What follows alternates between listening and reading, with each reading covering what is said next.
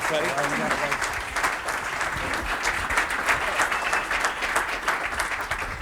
I guess the one that is different is mine.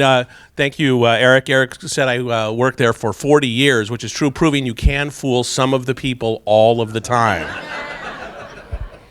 We have a great panel here. We'll waste no time in introducing them. Our first panelist, Joe Cipriano, has been a network promo voice for the past 35 years, best known as the comedy voice of both Fox and CBS, and is also one of the drama voices at NBC. Joe is also a co-founder of the Don LaFontaine Voiceover Lab. Mr. Joe Cipriano.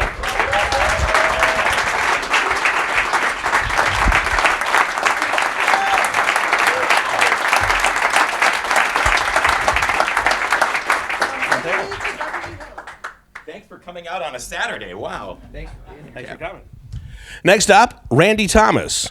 Randy Thomas was the first woman to announce the Academy Awards, Emmys, SAG Awards, AFI, and Miss America. She's announced the Oscars 9 times, the Tonys 20, and was also the first woman to announce the Rock and Roll Hall of Fame and Kennedy Center honors. She was the voice of Entertainment Tonight, working for me, for over 9 years, and is currently the voice of ABC's Nightline. Next month, she will host her sold-out 5th annual Voiceover Mastery event. Randy Thomas.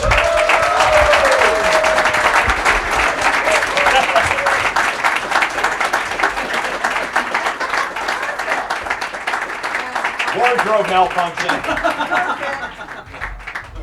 Wow, you know how to make an entrance. Apparently. No sitting yet. No sitting. It's going to have a little torture for everybody. Next up, Sylvia Villagran. Her promos can be heard on NBC, CBS, TCM, the CW, the Disney Channel, dozens of radio stations. Has been the voice of the Critics' Choice Awards, the MTV VMAs, the Teen Choice Awards, various AFI tributes, the Writers Guild Awards, and the 2012 and 2016 Democratic National Conventions. Her national commercial campaigns include Samsung, Cigna Health, Crest, and Payless Shoes. And guess what? Sylvia does all of that as well in Spanish. Sylvia Villagran.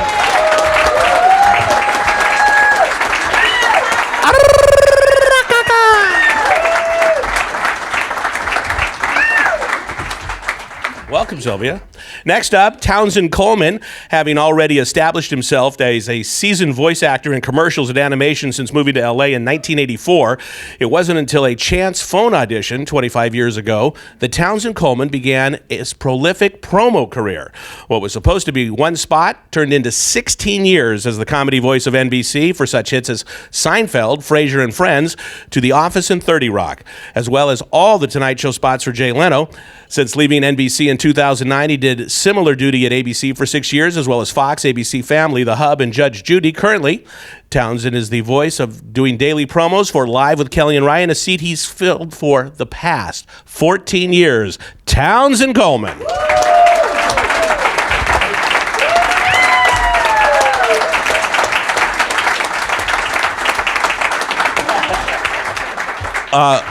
Earlier, before the awards ceremony, Townsend got the best dressed of the night. Okay. So close. How did he inch me out? I don't know how he did it. It's because he's going to a wedding. He's going to a wedding. Our next guest, James Arnold Taylor, is most notably known for his work in animation and video games as Obi-Wan Kenobi, Fred Flintstone, Johnny Test, Ratchet from Ratchet and Clank, Lego Flash, and more. But in the promo world, he has been a voice for ABC, CBS, Sci-Fi, Spike TV, G4, GSN, and for the last 18 years, as the voice of Fox Sundays, Mr. James Arnold Taylor.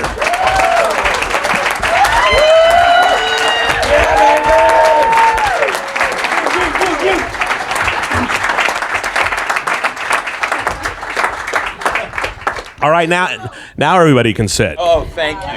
I think I'll do the same. All right. Hold. I'm sorry. Hold on. So, where's the sound guy? Is he? Oh yeah. You don't mind if I plug in my 416? I mean, do you go anywhere without? I would say not. Definitely not. Do you ever? Very, very good, Townsend. Now, Do you mind if I just unplug and plug this in? It's going to blow all the speakers right. All right, get ready. Okay. Don't tell Corey Burton. that you know, Oh God. That's a good inside joke. That's very good. if Ernie Anderson were still alive, he would have brought his 415. That's right. The silver one, right? Yeah. Thank you all for coming. Before we get started, a reminder again: this is a More wardrobe great way for stuff. the lab to raise funds. So that if you can get it at any of the levels, okay? No level is too small. Of course, we would like the higher level. This is a great place to come, work out, do your stuff, and all support is appreciated. Doesn't have to be here tonight. It can be when you get home, be the next day. Donate more than once. You're at the low level. You want to go to the high level later. Is there some kind of little differential, Paul? Okay, great.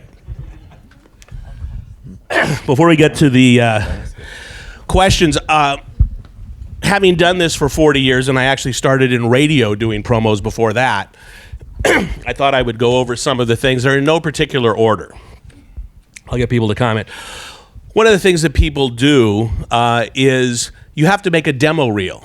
Okay, it has to be on a site. It's on your agent's site. You have to have it on your own site. People need to be able to sample your voice. In the old days, people gave little 5-inch reel-to-reel quarter-inch tapes. That graduated to cassettes, eventually CDs, and now everything's online. One of the important things is you need to make a demo reel that you can recreate on command. Anybody with resources, you could come to this lab here, get somebody, and with proper direction, I can direct anybody in this room probably to have a killer demo. But you won't be able to do that when you get put in the hot seat with pressure with producers sitting around. You will probably fail miserably. So the key is to make sure that your demo tape reflects what you are actually able to do. Okay? Next, people say, how do you get to be a success in voiceover? Just like, how do you get to Carnegie Hall? Practice, practice, practice. And one of the things that's really, really good, watch television. Listen to commercials, promos in this case, since we're a promo panel, and listen to stuff that you say, hey, that's in my vocal range. I could do that. And transcribe it. Not on a laptop, not on an iPad. Get a yellow pad of paper and a pen and transcribe that word for word. Then go to your computer and type that out as if you were the producer producing that spot.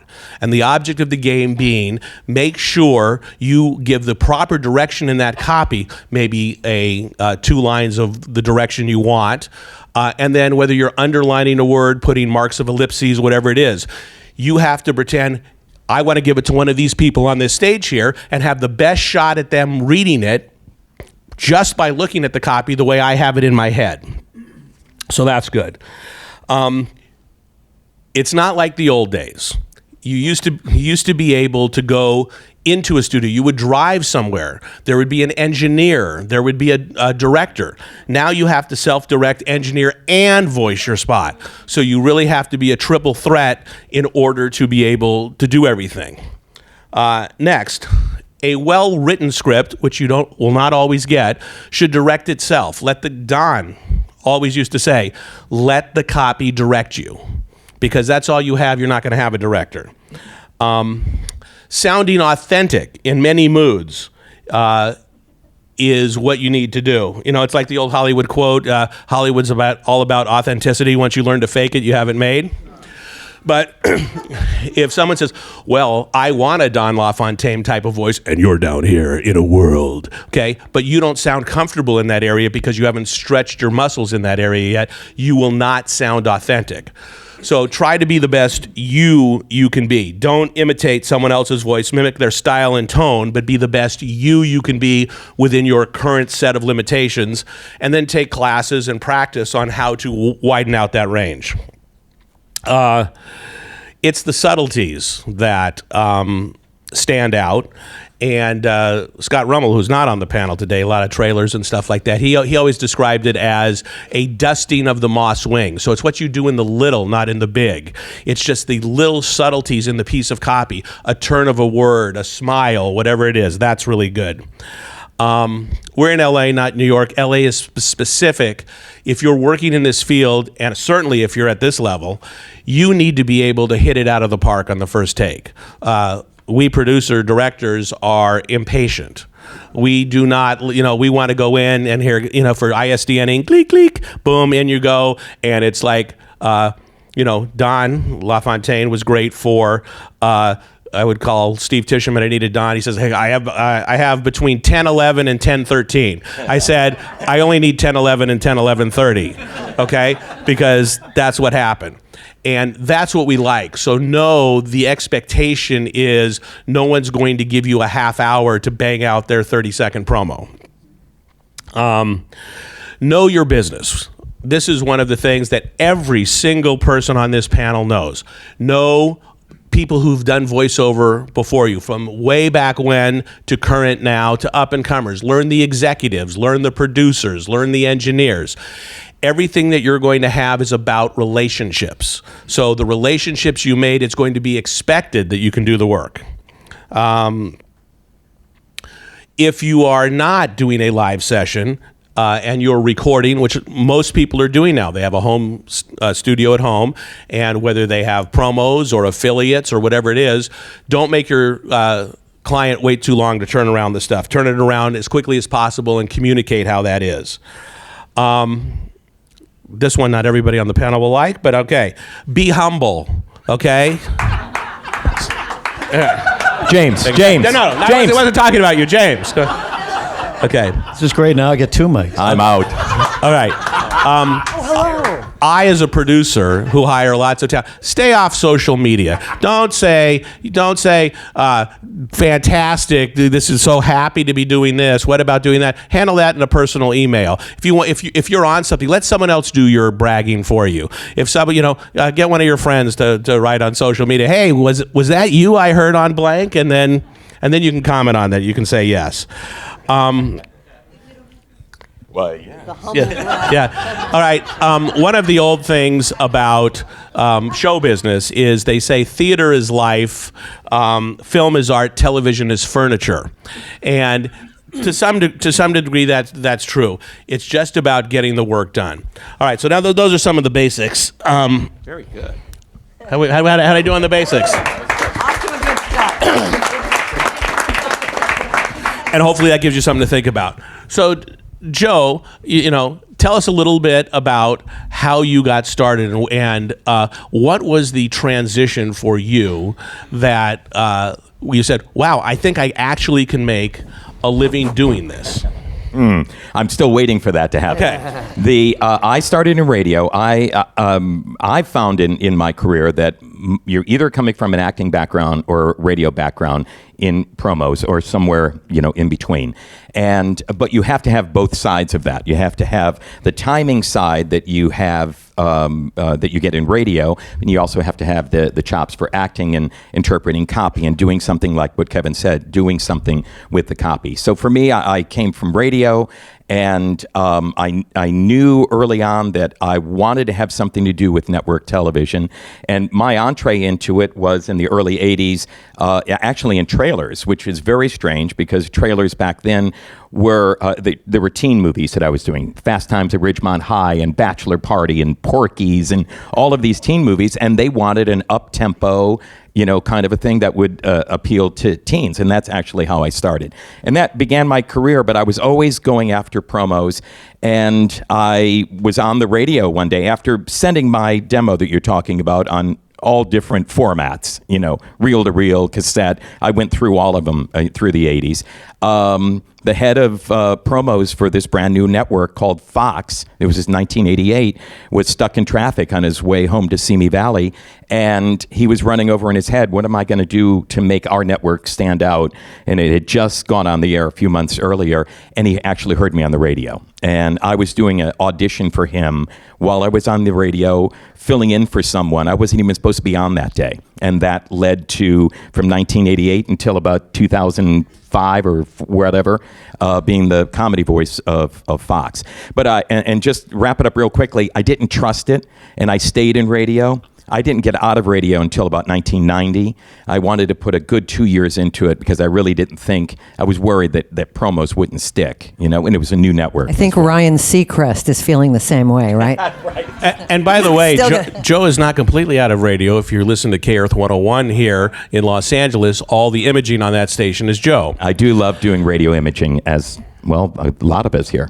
Now, okay, so one of the interesting things about the time Joe started with this, everybody had a big voice. It was like everybody was like Don as far as big baritone tenor voices, and I credit Joe at least with being the first guy to kind of break that mold on a network, and it was for this show. Sunday, it's an all-new Simpsons on Fox. So, And now that's transition to, what does it sound like now? The Simpsons coming up next on Fox. So you got the yin and the yang. exactly. All right, next up, Randy Thomas also came from radio, and very interestingly, as I mentioned, first woman to announce the Oscars and stuff like that. Normally, okay, if any of you happen to be in radio, the death knell usually is saying, "Well, I'm a disc jockey." They don't want to know you're in radio, so kind of bury that a little bit. But what's really interesting for Randy and starting to get to do a lot of the live shows is, I have found radio people who have transitioned into the voiceover industry do live better than anyone else. Okay? So you still have to have the talent and you still have to move things around, but from a timing perspective, Randy, tell us about how that helped you at the Oscars, at the Tonys, etc. The ability to read to time or to read live, is that? How hard it is when you're having to do the winner walk-ups, when you're having to do anything, and it's not pre-recorded, you can't make a mistake. Right. Talk about how that worked for you. Well, I think, I tell the story of my first audition to be the first woman to announce the Oscars with Jeff Margolis and the late, great Gil Cates. And they looked at me, they handed me a card. It was the previous year's Oscars, and they said, "Can you read that?" And there were 3 or 4 other people in the room. And I'm a performer, so I had no problem putting my hand behind my ear and going, "Live from Los Angeles." It's, and I did my spiel. And she doesn't look anything like Gary Owens. I was like, okay. And their question was, because I saw something light up in their eyes. And their first question was, well, so that was good, but how will you feel when we go live to 500 million people? I said, you know what? I'm on the radio every day. When the red light is on, I'm ready to go. I'm at the top of my game. And I feel like that was what gave them the comfort. What gives me the comfort to be able to actually do that? I don't know, probably arrogance, probably, fear. But really, I think it's guided tremendously by fear, because I've now put myself in a situation where if I screw up, the entire world is going to hear it. And so the thought of, oh my God, I want to have a career. I don't want to destroy it right now. Please give me the ability to say the words on the page to the microphone. That's a good motivator, isn't it? Another thing worth mentioning, for 9 years, Randy worked for me, along with Don LaFontaine. I paired them up as a male-female talent situation on Entertainment Tonight. So it would open up with Don going, "Entertainment Tonight, the most watched entertainment news program in the world." And then Randy would do it sometimes, and we would switch off. So depending on what promo or what tease we were doing, we kind of ping-ponged between the two of them. Tell everybody what it was like working with Don for those 9 years. Oh, I thought you were going to ask what it was like working with you. No. I want to know that. Yeah, no, nobody wants to hear that. Yes, do sadly, do tell. We want the dirt. Well, Don died in 2008, so it wasn't the full 9 years that I was there. So it was amazing, and Don and I actually got to grow closer during that time, because Kevin would come up with an idea. I had actually left. I wasn't here. I was living in Florida. And I would show up at Entertainment Tonight once in a while because I would be visiting LA, and all the people that worked there would be like, "Hey, you should come by more often." And I'm like, I live in Florida, right? But that's the digital world. I kept my 818 phone number. No one knew that I really left. And working with Don, when I would come to town, Kevin would have a reason. "Hey, Randy and Don, come to the set." And we would just spend more time and talk. And, he was such an important mentor to me and everyone sitting here. Okay, so I'll let her tell the story. So I'm kind of a taskmaster at work, because sometimes. Shocking, isn't it? Shocking. Anyway, I either write or supervise writing the copy, and a lot of people just send the copy off. I'm there.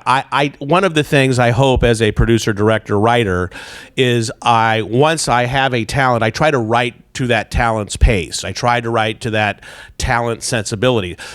Everybody on this panel will tell you how many times every day someone has a 30-second promo, which is really only 26 seconds worth of copy, but there's 40 seconds worth of copy.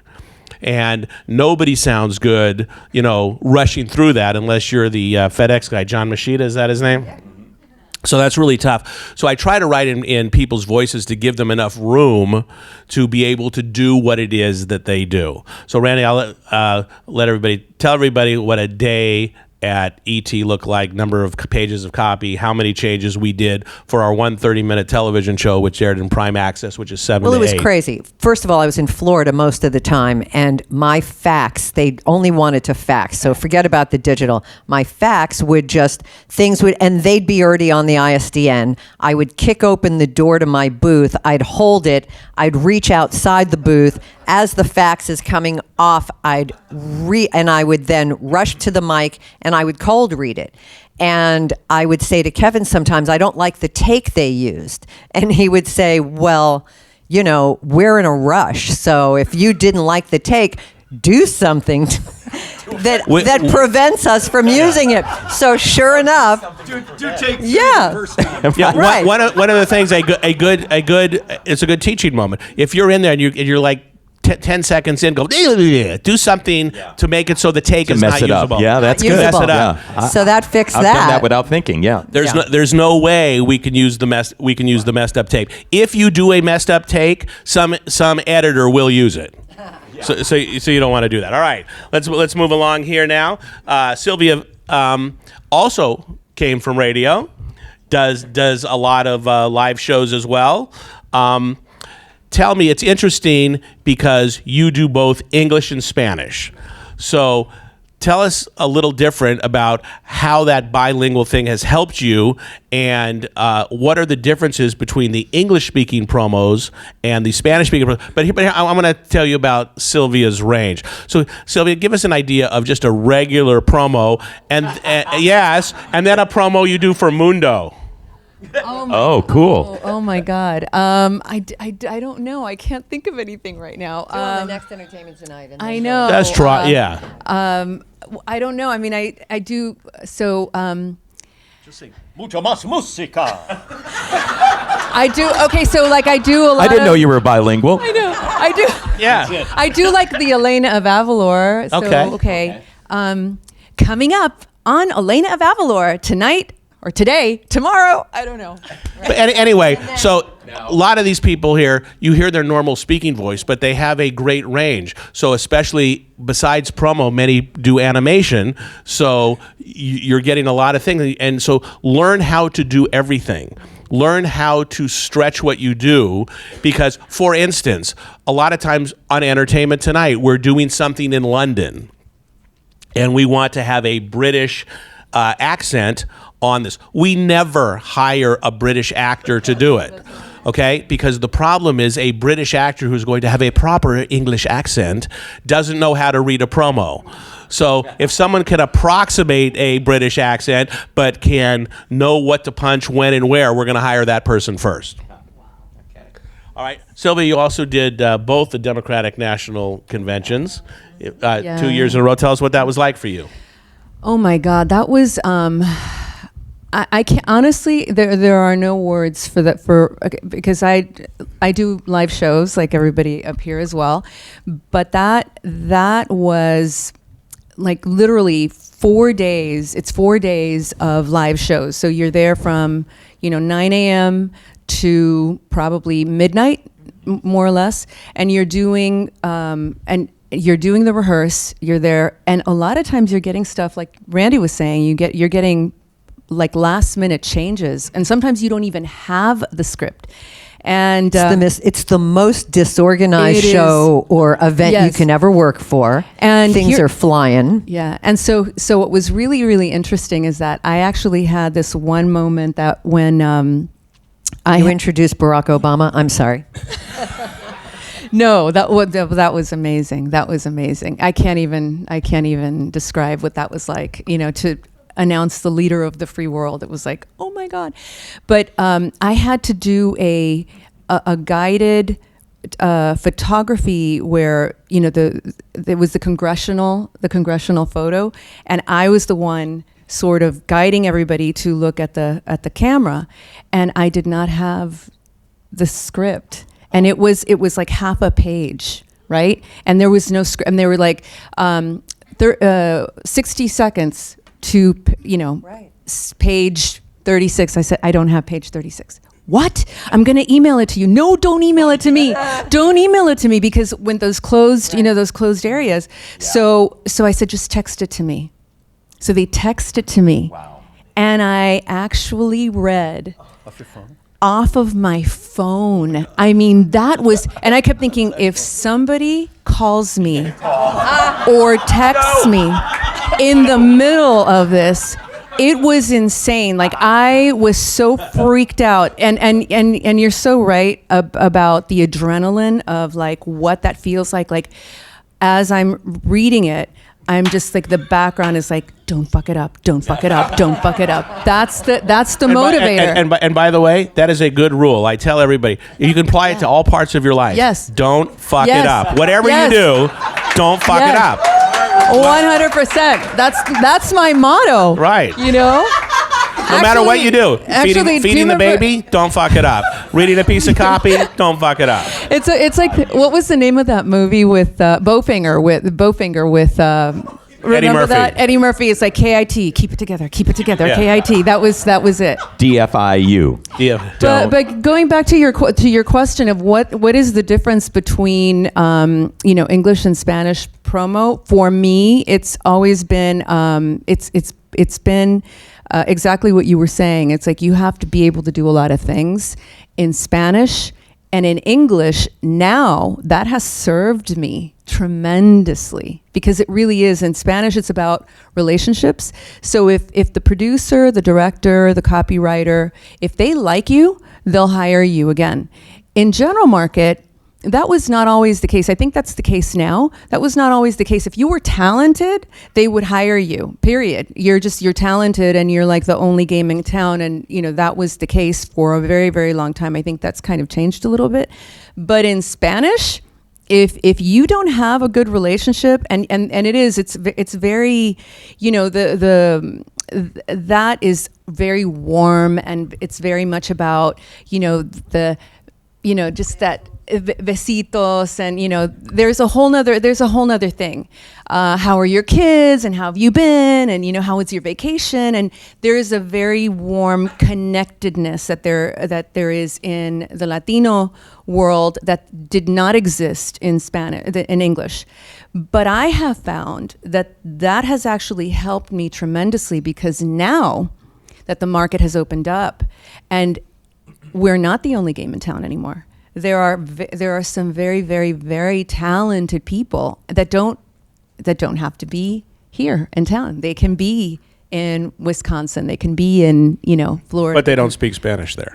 Well, no, right. In Florida, they can. Absolutely. In Chicago, they can. In Texas, they can. In Arizona, they can. In Colorado, they can.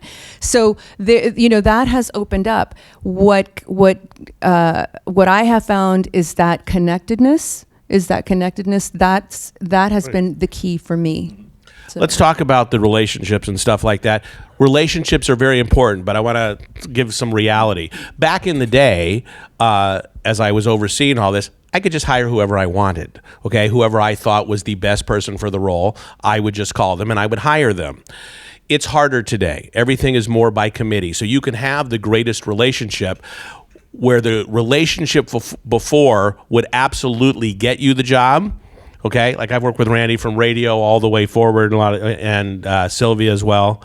And now the best a relationship generally will do will get you the audition, and that they will get you in the door, and then it's yours to win or lose. And they will, obviously, I would speak highly of whoever I was pushing, but it's no longer a single person decision. It seems more times than not, it's by committee.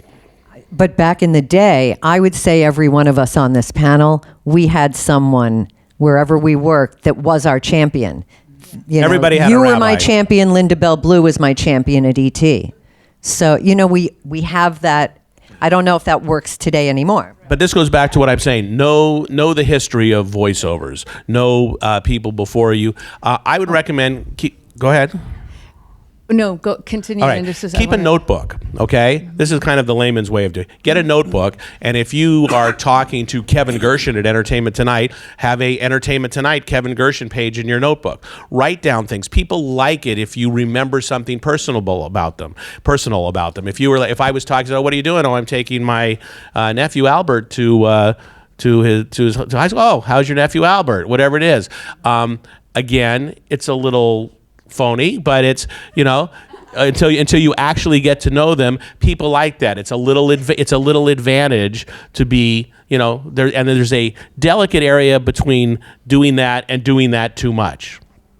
But just keep that down. You want to know, oh, you know, this person worked at Fox as a CSD, Creative Services Director, and now they're here locally at KTLA as a promo manager. And you want to, if you keep a history of that, so you'll know. People like that. It helps you to reach out when you hear of things. It's okay now with email. It's so easy. You don't even have to do a snail mail. You can say, "Hey, Kevin, I understand there's looking for a new voice at Entertainment Tonight. If you're not, Have you heard that? no." But man, you know, every day, you never know. We I don't, you know, either that or they're looking for a new director. One of the two. So, All right, so go what? ahead. So I was just going to say very quickly, knowing people who came before you is really important, because I remember the one thing that kept me going when I was looking to do my demo. I had heard about a man who did trailers and who was Puerto Rican, and his name was Percy Rodriguez. And I remember thinking, wow. So, because there was nobody that I could actually look up to like me. Nobody who had crossed over. That I was being told across the board, you cannot do general market. You cannot do English. You will not even be auditioned because you speak Spanish. So your main thing is Spanish, and that's it. And so when I heard that there was actually a brown person who had successfully crossed over, who was actually at that level, I thought, that's who I want to be like. I want to be that person. I never met him. He passed away. I never got a chance to meet him. But then I got a chance to meet some really wonderful people, you know, all of you included. And then, and of course, Don, who ended up being an amazing mentor. But, you know, Percy Rodriguez was my... Right. I don't think I didn't know Hector, but I mean, to have somebody as your, like, you know, what is it? I guess like that goal. Like, I can do that. I can be that. Was So really important find for me. somebody that you hear on promos. Maybe it's somebody on this panel. Maybe it's not. Somebody that you go like, hey, I'm in that range. I would like to, and listen to everything they do. And maybe that'll motivate you. Interesting that you say that no brown people do. For me, I had a similar story. I'm Jewish, and they said, you will never work in Hollywood. I've heard that. Never heard that. Yeah, and thank God I broke through as a Jew in Hollywood. And look at all the Jewish folks that have you to thank for that. Exactly. Open the door. Open that Open door. the door for thousands of Jews to work in Hollywood. Amazing. Exactly. All right, Townsend, your turn. If it looks like this crowd is certainly old enough, if any of you watched Must See TV on NBC, it would be impossible not to have heard Townsend. So, Townsend, tell us a little bit first of how that came to be, because it's an interesting story. Yeah, well, I also came from a radio background in Cleveland for 10 years. But when I moved out here, what you were saying earlier about, you know, the radio guys that tried to cross over, I didn't want anybody to know I worked in radio, so I didn't put it on my resume, and got my first agent in 1984. Yeah, I never gave any thought to doing promos, because at the time I was doing a lot of commercial VO and a lot of animation. And to me, the promo guys were the Don LaFontaines and the Chuck Rileys and Danny Darks. These guys that had these huge voices, and that's just not me. So it wasn't something that I ever even thought about doing, but I happened to be standing in my agent's office one day in August of '93, so 25 years ago. And he got a call from a guy over at NBC saying they were looking for a certain type of voice. They were starting this campaign called Must See TV. And I just happened to be standing there. I mean, literally, Jeff and I were just chatting, and he takes this call, and he's on the call. And he goes, well, I have a guy standing here who does exactly what you're talking about. And so he hands me the phone. And he goes, just do your, And I'm like, okay, hello. Yeah, hi, it's Bob Levy over at NBC. We understand that you can do a sort of a na. And I said, yeah. He said, well, would you mind just try saying this? And so I did it in that style. And he said, wow, that sounds. What'd that sound like? It was a real sort of monotonous, kind of deeper, just sort of bored guy, just talking, real. Yeah, just a guy talking, all I want to do is just come home and watch my must-see TV. I don't even care if it's a great show or not. I just want to kick back and watch my must-see TV. It was just that guy, So I did it for him, and he said, wow, that sounds great. Can you come over here and try it on a promo? And I said, sure, when? And he said, well, like now? Literally.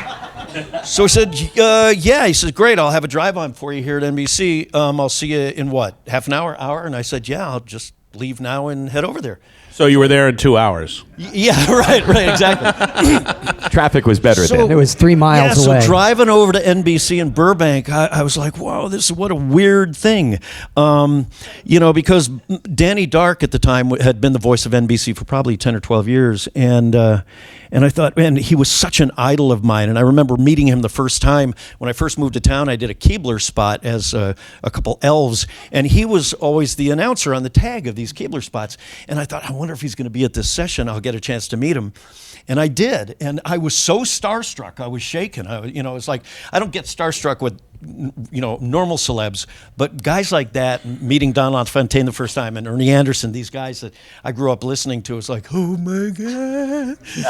And so I got there and I went down to the PPS and PPS2 and I looked at the chair they wanted me to sit in, and it was in the record. I mean, they didn't have a booth. And I thought, well, this is weird. And I had to sit down, and I never used to sit down to work. And I looked at this chair, and I looked at that mic and the headphones, and I thought, wait, that's Danny Dark's chair. That's Danny Dark's mic. That's Danny Dark's. Oh, my God. So I sat down, and that's all I could think was, this is where Danny Dark sits. Yeah. They gave me the copy, and back in those days, and one of the things that I used to love about doing those promos, this is long before digital, so you couldn't screw up. I mean, you watched this thing, they played it back for you, you got a sense of the timing, and then they rolled and recorded, and you just had to do it. You had to make it fit. And let's describe that a little more. You had to read the picture. They sat you down in the booth where they were recording. There was a monitor in front of you. They would roll the spot. They would beep you in with it with 3 beeps.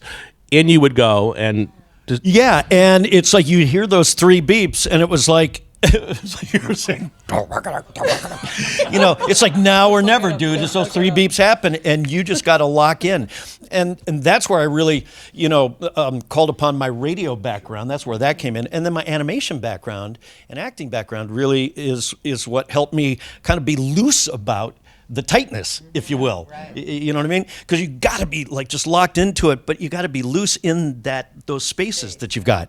So I played around with it. It seemed like the most natural thing in the world to me. I just had so much fun, and within about 15 or 20 minutes, they got what they liked. They ended up pulling it way back, because when they did that really dry read, they realized, it probably needs a little more juice than that. So we messed around with it a bit, and they put it on the air that night. And it was the first must-see TV promo. Yeah, it was really crazy. Right.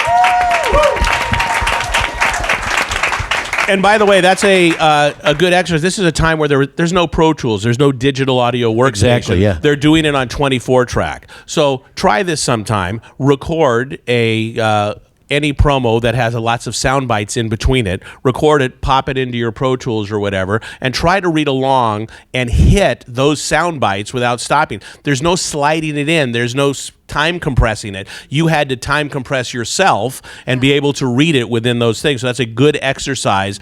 You'll find that when you do it that way, you'll have a better thing in your head. So when you're not having to do that and you're reading it at home and sending it as an MP3. By the way, if you send MP3s, if they ask for those, send them as 320s. If that makes sense to anybody, don't send them as 128. Higher resolution. The higher resolution MP3 you can. If they'll allow you to send a wave, send that, or an AIFF. It's going to sound better. Some people don't like it. It's too big for the email, depending on the copy. If you can't do it, whatever's easy for them. But you want a chance to sound the best. A lot of times, tracks come in. And, as a guy on a show, maybe they have a Pro Tools room, maybe they have a mixer, maybe they don't. So what happens is, a lot of times, your tracks as they come in just end up in an edit bay and get laid in. And that's a frustrating thing for a lot of the VO people. So there's a debate. Do you send your tracks flat, or do you EQ them? And I say both. Depending on you knowing your audience, if you know it's going through a mixer, if you know it's going to have that extra professional level, then absolutely send them flat. If not, and you know your audience, you know it's going right to a thing. I'm sure everybody here has a setting for radio. They have a setting for the affiliate work. They have a setting for everything. I just did this in a session that I did this week. It was a new client, and I said, do you guys, and it's good, you should ask, do you guys have a mixer? Are you going to drop this in your Avid or whatever you're editing with, or is there a mixer that's going to sweeten it? And find out if it's just going to go into Avid, well, then we need to send something that's sweetened, because you get lost. It's very thin. So it's always good to ask. So like when you guys are auditioning, one of the things is find out the same thing. Sometimes it comes down to 3 people. And it's usually the same 3 people in a certain category, generally speaking. And sometimes it's not the guy with the better voice or the better interpretation. Sometimes it's the guy who cut through the best. So there are certain people, I won't mention them, but there are certain people, there's a half a dozen people who are amazing engineers who know how to do that. Or I'll mention one. Joe's one of them. Okay. That's very nice of you, but I wish I was really good. There are some really good ones. Absolutely. So learn your craft, because you aren't going to have an engineer. So find somebody who is to teach you how to do it, not to just come and set a preset for you. Have somebody teach you some basic engineering skills in Pro Tools with some plugins and stuff like that. One of our co-founders, George Whittam, does that and sets up. Right, and if you guys, he is fantastic. If anybody here wants to get a hold of him, check with the lab. They'll get you in touch with him. He's not free. Okay. Next up, Townsend. James. Sorry. I'll go again. Right. Okay, so Townsend. Wait. Before I wasn't done, I want to ask Townsend one more thing before I get to you, James. Talk about, it's rare that a TV show lasts 14 years, let alone have the same voice. Generally, when there's a ratings tick or something's not right, or a show like this that change host all the time, the problem with the show is the graphics or the announcer, not the content of the show. Okay, so that they figure, okay, it must have been Townsend. Regis is leaving. Off with Townsend. So tell me how you've managed to maintain an impossible task of keeping a show for 14 years with rotating hosts. Yeah, well, it's tough, and sure, you freak out, because it's just like in the old days of radio when a new PD would come in and clean house, and you'd be out on a Friday afternoon. So when Regis, I did the promos for a bunch of years with him on the show, and then when he retired, I was scared to death that they were going to make a change, just like you said.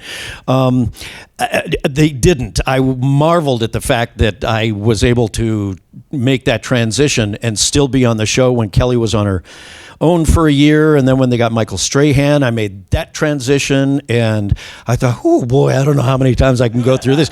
And then when Michael left, I thought, well, this is it, of course, and then she was on her own for a year again, and then now Ryan Seacrest is there, and I don't know. I mean, I just try. What I do is I try and just stay current. I try and listen to what's out there, and as best as I can at my age, I try and stay current. I try and stay energetic and youthful and relatable. And so that's the best that I can do. But it's interesting that you asked that right now, because they are making that change. And well, not completely, but I mean, they're cutting my work way back there now, because the ratings are, kind of slagging, and they're trying to figure out what to do. And so they've changed editors on the spots, they've changed graphics on the spots. The voiceover. And now they finally come to the realization that maybe it's too much voiceover, so they're cutting that back. Yeah. So here's what I'd like to say. It's inevitable. There is no job that I've ever had that I've kept forever. They all come to an end at some point. You just have to know that. And it's how you handle the going down that I think will determine you as an actor and a voice actor. That's your character, So Also, voiceover income is like your portfolio. Diversify. You don't want to have any one job that when that's gone, maybe it's a big chunk of your income, but you don't want to have it devastated. So you want to be able to doing so many different things. If you lose any one job, you're not going to lose your house. Save your money as a voiceover artist, because you changes happen, and it has nothing necessarily to do with your work, your quality of work, your work ethic. Some new CSD or a PD, like you said, comes in and says, I think I need to change the voice. So diversify as much as you can. Okay, James, it's your turn. One of the things, James, we'll get to the promo. You could have slept in this morning. Could have, yeah. All right. So James has done a lot of animation, and one of the voices he's done, which is impossible to follow people, is Fred Flintstone. So you don't see him? Come on. Okay. First, give us a little Fred. Well, I was the least likely person to get that job, because everybody's Barney Rubble, sure, but for me, it's Fred Flintstone. And so there were thousands of people all over the country that auditioned for that. And I walked in, and the director literally looked past me and over me and went, "Where is he? Where's the James guy?" And it's me. And hi,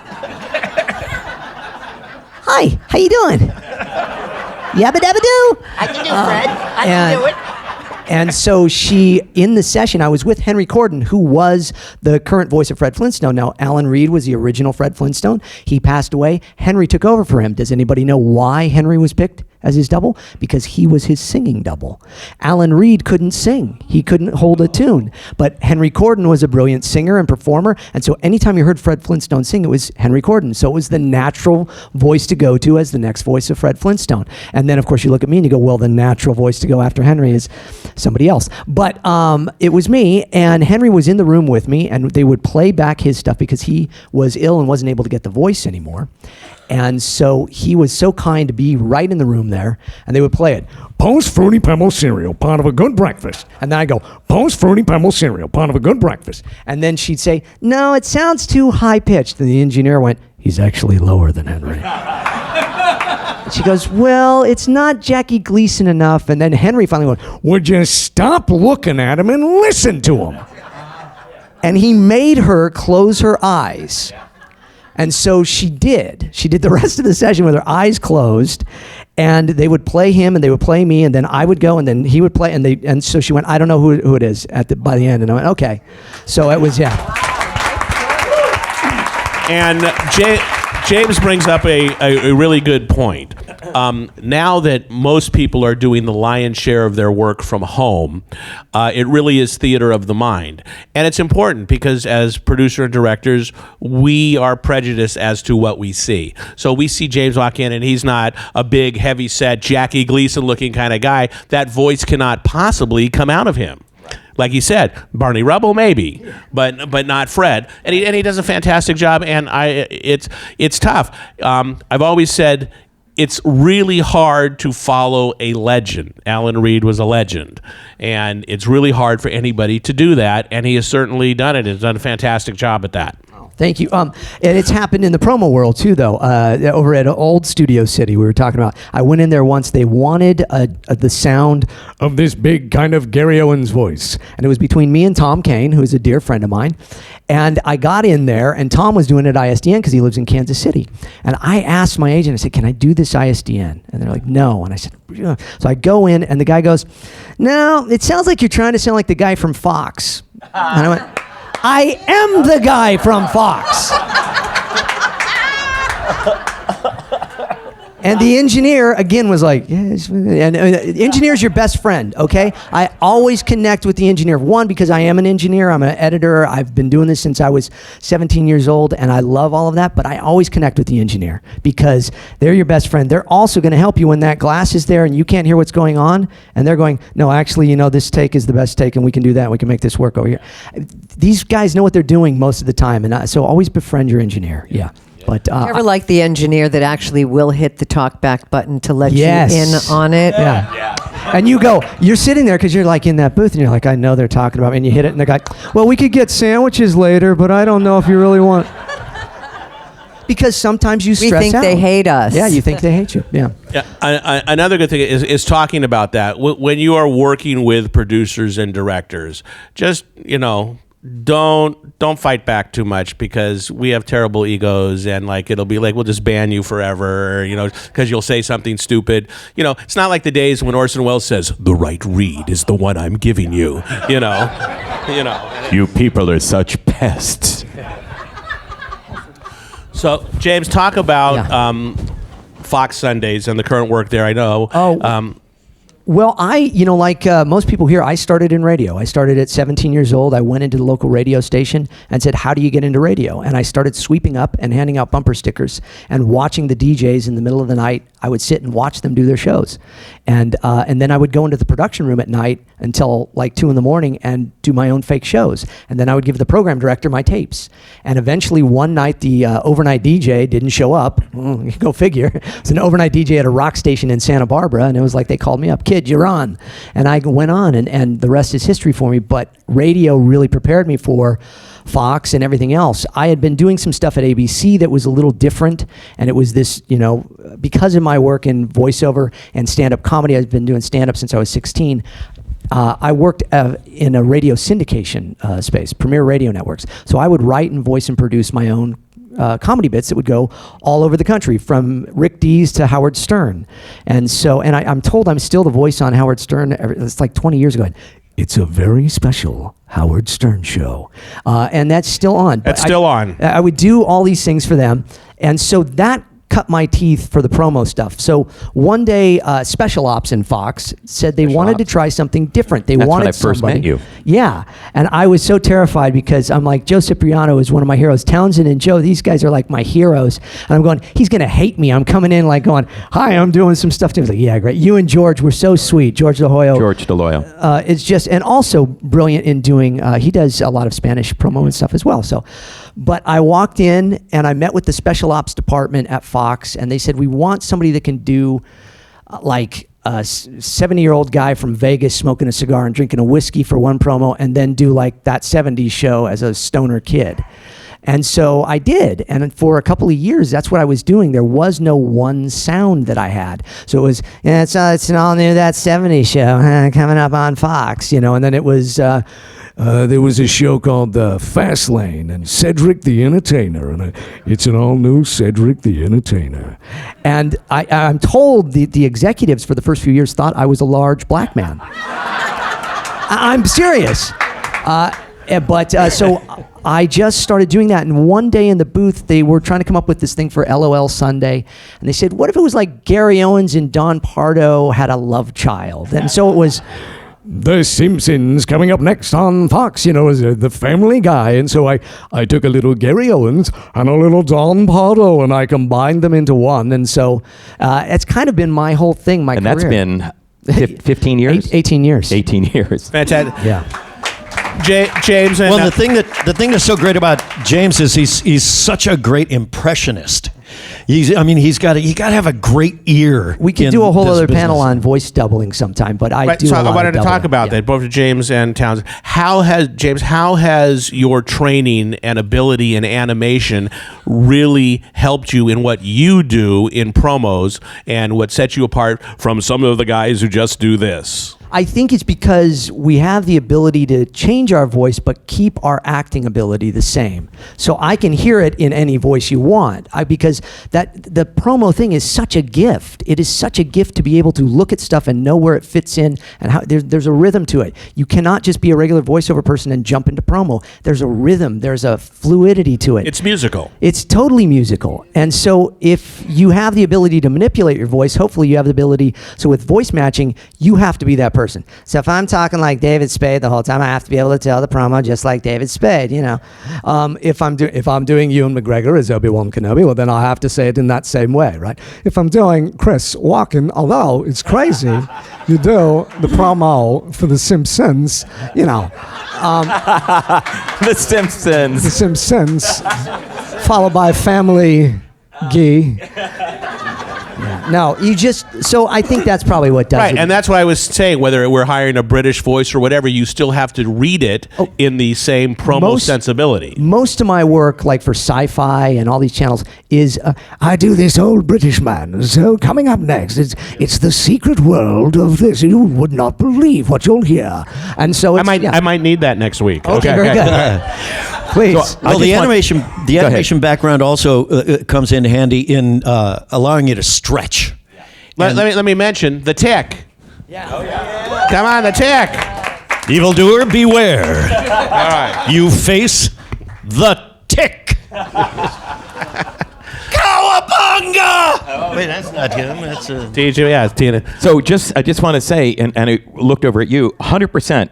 Everybody has a radio background, but that does not mean if you don't have a radio background that you can't do promo. It's a teachable thing. Yes. I know when I teach promo, I still have people read to picture, even if it's even when we read on ISDN or if we're reading Source Connect, we're still reading to picture. Yeah. We're just not seeing it, but you're reading to the full produced spot. A lot of times when before broadband existed, you listened, but they were still running it in the background, so you heard the sound bites on the phone, on your phone patch. But now now it's easy. Digitize your stuff, drop it into Pro Tools if you use that. There's Pro Tools free now. Okay, for everything everybody in this room needs to do it immediately, Pro Tools free will do what it needs to do. You can drop in a video track and you can read to it and practice. I can't tell you how worthwhile that will be. Now, interesting. Look at this. As we said, PromoPanel, all radio, and generally in voiceover, as Townsend said, nope, drop that off the resume. Still a good idea to drop it off the resume, but it will give, for any of you who happen to have done radio, live radio, it might give you a little edge in the promo world. Interesting, Townsend at NBC, guy I worked with for a long time in radio, Bud Stalker, is the #1 mixer at NBC, and he happened to engineer for Gary Owens and stuff like that, but he I think he might be close in his late 60s, maybe 70, and is still the #1 mixer there. But he had radio sensibility, so when he's cutting stuff, he's got a great ear and stuff like that. So yeah, Sylvia, I have a little radio story. When I was working, when I started in radio, I was working up in Southern Oregon. That's where I started, and I ran into there was a disc jockey who had this really beautiful voice, and he at the time I was really young. I was probably, I don't know, early 20s, and he was really old. He was like 45. And he said, and he told me this story, told me this urban legend about how he had come from Los Angeles and he did voiceover, and he got paid $35,000 to do this spot. And I went, wait a minute, what? And he's like, yeah, I did a commercial and they paid me, it was for, I don't know, for like a suntan lotion. And I said, wait a minute, so how does that work? And he told me the urban legend that if you put together a demo and send it to an agent and they sign you, they'll audition you. And then if you get chosen, they will pay you to do a commercial. And I'm like, they'll pay you? Because in radio, you are not paid. You do, I mean, Especially everything. Part of now. your air shift. Yeah, and where I was working in a super small market, you sold, you did sales, you wrote it, you voiced it, and you produced it. So and then it was like on the air for the next day. That's what you had to do. Quarter inch with a razor. With the razor blade and the oil pencil, you know. So And for that, you got paid For the grease $250 a week. yes. I went If you got into the paid. producing and directing because my air work was not stellar. They said the only market I was qualified to work in was Ralph's. Kaboom, boom. Seriously. Let's talk about the audition tape and stuff like that as you guys are making. Everybody's anxious to get into the business, and everybody might know somebody who will introduce them to an agent or a junior agent as an agency. One of the biggest mistakes you can make is doing that before you are ready. Oh okay? my God, yes. You never get a second chance to make a first impression. If you come in and you are not ready, no matter how ready you get, 6 months, a year, 5 years from now, you'll never be ready. Okay, it doesn't get it out of their head. It goes, they're terrible. So make sure that before you go to an agency and try to pitch an agent and secure an agent, that you are ready. Again, the demo tape, you need to be able to recreate that on command. You need to be able to get it on the first take or a quick pickup take. You need to be able to take direction well. Now, here's a key, because we're assholes, okay? Producers, okay?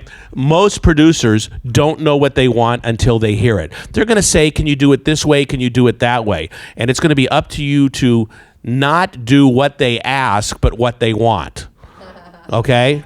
So, And that's a trick. That's huge right there, because you got to translate in your mind, okay, I think I know what would work for this. And I think what they're saying is, how about if I try this?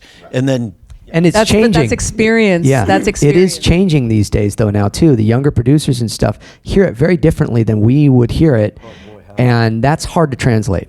right, so it's you know, if you're going to audition for Fox, start listening Please to Fox don't. promos. Yeah, but I'm saying start listening to Fox promos. If it's NBC, listen to NBC promos. If it's, you know, whichever it is, listen to what it is that they're doing, okay, and try to have a pretty good idea of the genre of what they want. Also, you know, I'm sorry.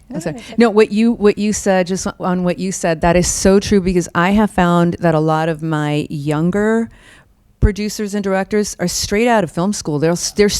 I mean, they just graduated a year or two, so they're like in their early to mid 20s, and they don't. Well, they don't really know the adjectives to get you to where they want you to be, number one. But number two, I have found that they are the ones who are willing to stretch you and push you. And it's actually kind of exciting working with someone who's younger and who's not seasoned sometimes, because it really does make you, the talent, stretch and push yourself where you normally would not. And you really do. That's, I think, I don't know. And then the cool thing is when they go back to their older producers and they say, no, redo it, you get another session fee.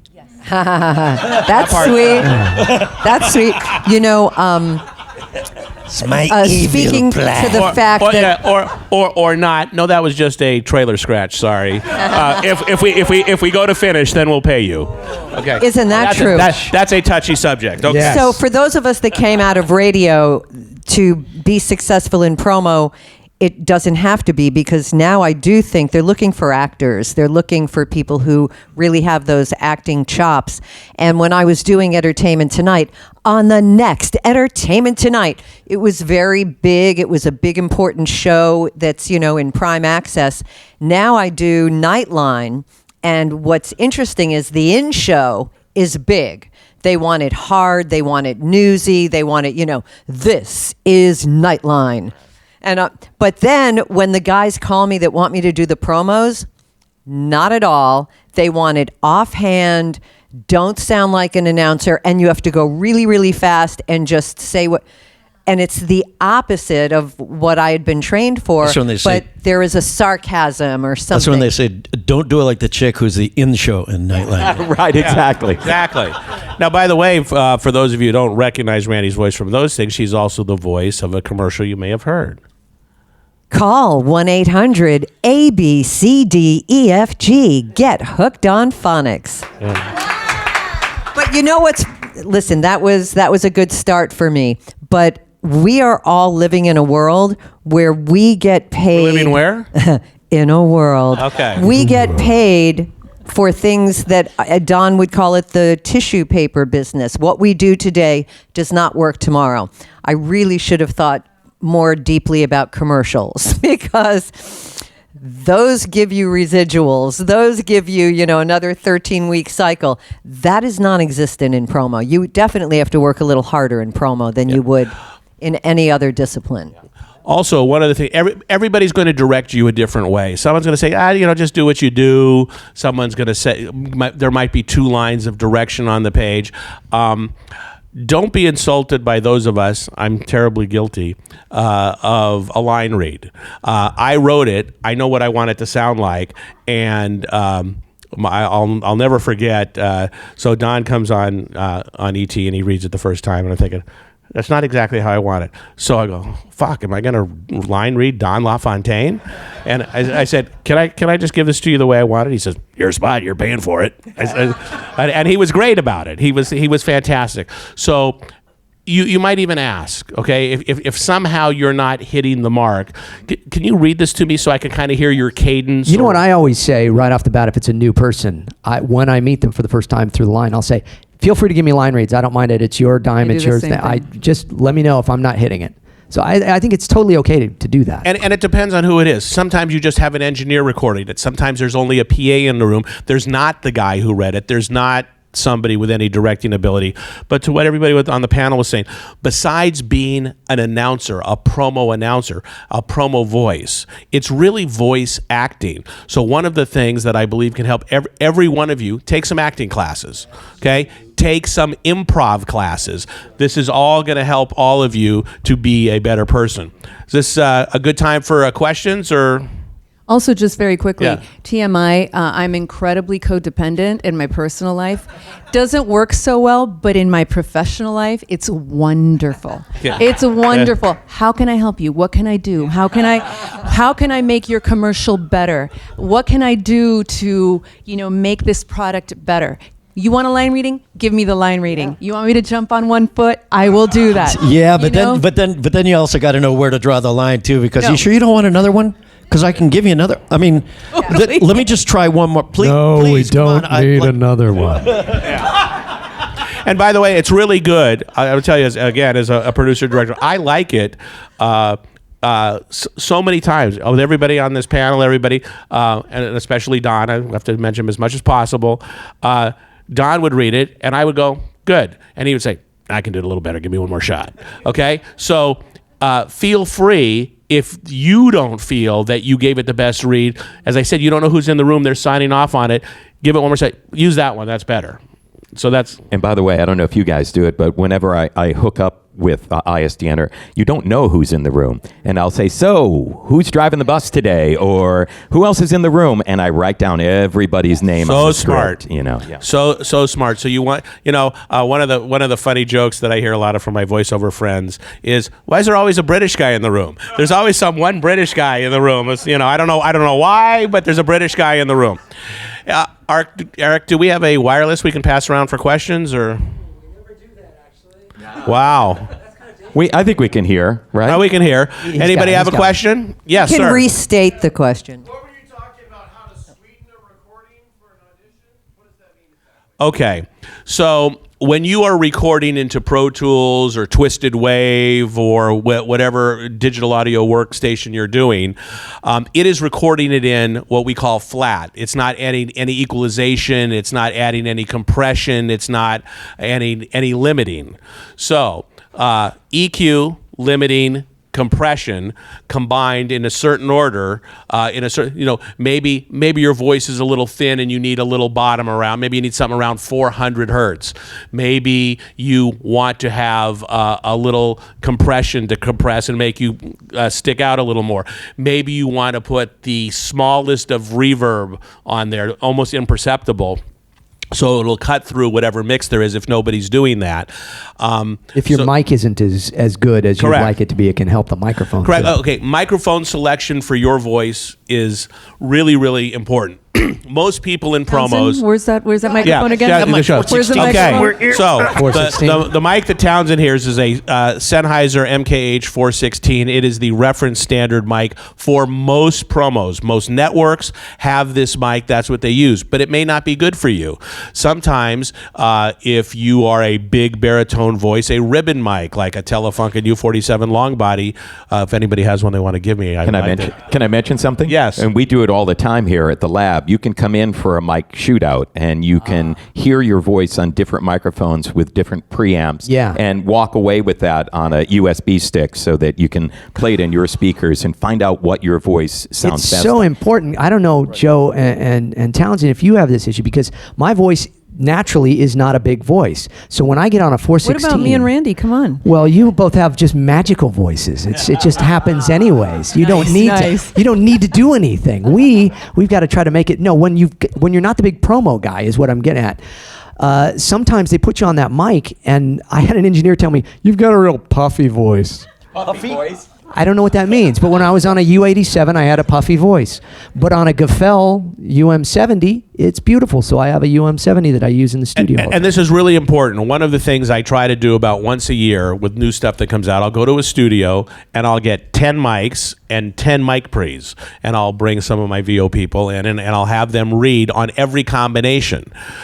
Generally speaking, not for James, I have found that a Sennheiser 416 into a Focusrite Red 7 is a really good default position for most people in a medium voice. Yeah, if I'm doing, coming up next, if I'm doing that, it's great because it cuts through. But when we did all the Fred Flintstone Fruity Pebbles stuff, we did most of them on a 416, and It just takes all that and puts it all up into here. So it doesn't. It sounds more like this instead of like this. and so that's what I don't like about that mic. You know, Think but about mics that they use for musical instruments depending on your voice. If your voice is more like a flute or something like that, maybe they would put a AKG C12, not a VR, on that. Or, depending, like if people are really loud and pop a lot, sometimes they use an RE20. So, because that's a drum mic. Most of the promo mics, believe it or not, are shotgun mics that people would use, like, on a talk show and stuff like that. People brought it in. Ernie Anderson, the voice of the Love Boat. Anybody do Ernie? The Love Boat. Yes. The Love Boat. Well, all right. ABC. All right. So, by the way, there's a guy, if you look it up on YouTube, it's really amazing. If you know who Ernie Anderson is from The Love Boat, there's a voiceover guy by the name of Dude Walker when ABC had a series called Life on Mars, and it was a story about a cop that went back in time, and they decided to cut a retro promo. So type in ABC Life on Mars retro promo, and he does an amazing Ernie Anderson. It's worth checking out. Where was I? Well, okay. So anyway, let so me it's just about, say it's the about my- 416, though. I mean, I don't even know if that's the best mic for me. But when I first started in promo here in LA, it was the standard. So any studio you went to had it. So you wanted to just match the audio from your own. And when I do live, it's the standard reference for live. So when I do the promos ahead of time, I want it to all sound. But do what Joe says. Come here to the lab and do a shootout. Find out what works right for you. So when you're building your home studio, maybe a ribbon mic is good for you. Maybe a condenser mic is good for you. Everything is different. And also, maybe you want multiple mics because you want a mic for promo, and maybe you want a mic for narration. You definitely want a ribbon mic for narration, okay, because you want to be able to get in here and kind of tell a story, again, with the acting. Who else? You Yes, sir. mentioned you mentioned don't send your demo in to an agent until you're ready. How do you know when your demo is ready? And where's the agent? You know How what? do you send it to This an is a agent? This is a great use of the Don LaFontaine lab, and especially for gold members, they will bring your tape in here and ask professionals that say, hey, am I ready to pitch an agent? And people here will be honest with you and tell you. So that you'll know when you ask somebody else. If you know anybody else, if you know a Kevin Gershan, then you ask me and I'll tell you. Yes, sir. Say your name ahead of time, too. Hello, my name's Emilio Rosal. How you doing? From where? We're radio people. Where are you from? Do I have to say like it's hilarious? Walla Walla, Washington. No, I'm kidding. Walla Walla, Washington. I'm Great. from here, actually. So I am very new to promo. I've been doing commercials for a few years, on camera, much longer. And my agents are very nice. They've been sending me some promo. I've booked one promo job so far in Spanish. Thank you very much. But I have a problem where like my brother would be like, dude, did you rehearse this story? No, this is just the way I talk. I don't sound like a normal human being. And more promo auditions that I'm getting say casual, conversational. I'm sure you guys have the same problem where you don't sound like quote unquote casual conversational in normal conversation. What do you guys do to kind of bring it down and try to sound like a normal quote unquote human person? It is a great dilemma that is happening right now. And what I find is do the audition as casual as you can and then expect when you go back in there, they're going to pump you back up. So by the end, you're going to be doing this. They think they want that. Okay, but Yes. I'm gonna use Joe as an example again. When Joe started, all the voices were really, really big and deep, and nobody was using a Joe Cipriano or a Brian Lee or a Steve Stone or all these kind of voices. And again, interpretation and authenticity will beat pipes every time. Yeah. Let me tell you, when I started at NBC, one of the things that they were looking for this must-see TV thing was they used the word conversational. We just want the guy talking is all it was. Ironically, 15 years later, when I realized that my time at NBC was coming to an end because they were starting to audition people, so it was clear that they even auditioned me. It was clear that my time was coming to an end. Ironically, they were saying the same thing. We wanted more conversational. That's, somehow, I mean, it's like, okay, that's how I got my job here to begin with, but that conversational thing that you think you want never ends up working the way you think it's gonna. And when, like James just said, when you get into the studio, it's going to turn into, it may have a conversational feel to it, may have more of a real guy sort of just talking feel to it, but it's going to have energy. It has to, to cut through.